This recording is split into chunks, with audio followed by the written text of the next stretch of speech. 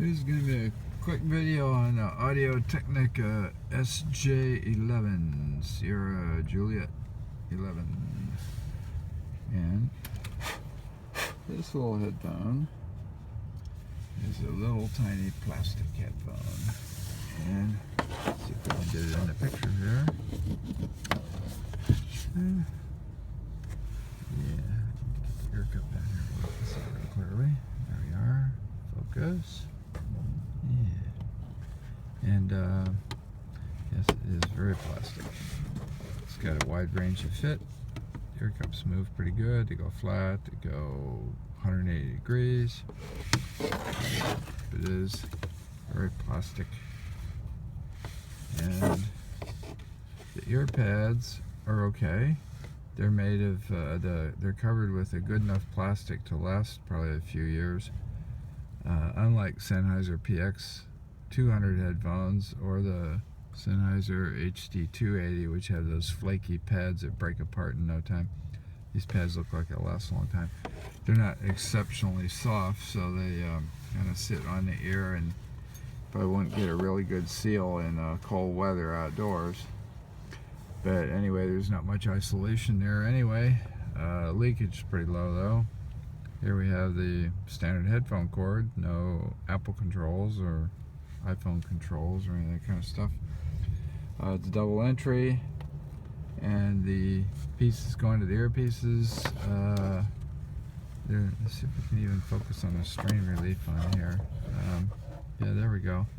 Well, there's some kind of a strain relief there, but it's not going to be the greatest. So anyway, just a small plastic earphone.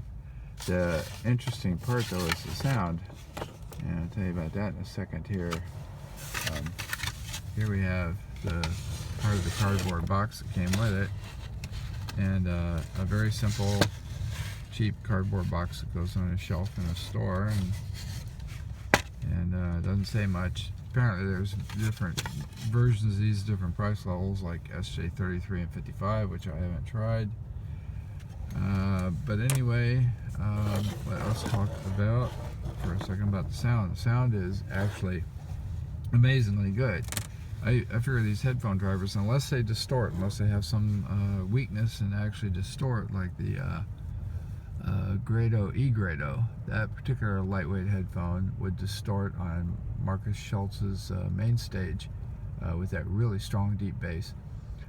This one does not. Most of the other things that have not. Even the Apple AirPods and earbuds don't distort on that.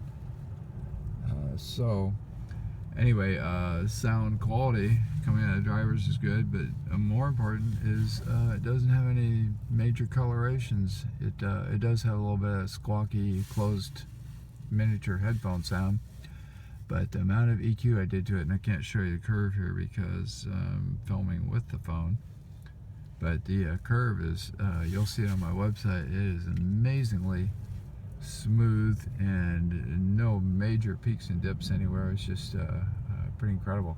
So the point of that is that if you do an EQ on it, just to make it more perfect, it's not going to be real rough and choppy sounding like certain other headphones, like the most recent one I did of another small plastic headphone, which was kind of rough. But anyway, so there it is, Audio-Technica SJ-11. I paid maybe $28. It's going to be fragile, I think, but it's a great sound, and it's actually worth the money, I think. Now the other recent headphone that I talked about is choppy EQ'd, but it's not choppy uneq'd. It doesn't sound great uneq'd, but it's you know, it kind of needs it for a hi-fi sound, but then again it doesn't work that well because of the extreme peaks and dips. So anyway, this is a much better bet, and much better than most of the Audio-Technicas that sell for $50, $60, $70, $80, like those WS55 and the rest of them, regardless of what they say on the label about bass, whatever, bassy headphones and stuff. Forget it, they're just not that good.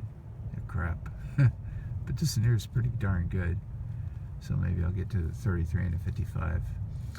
Thank you.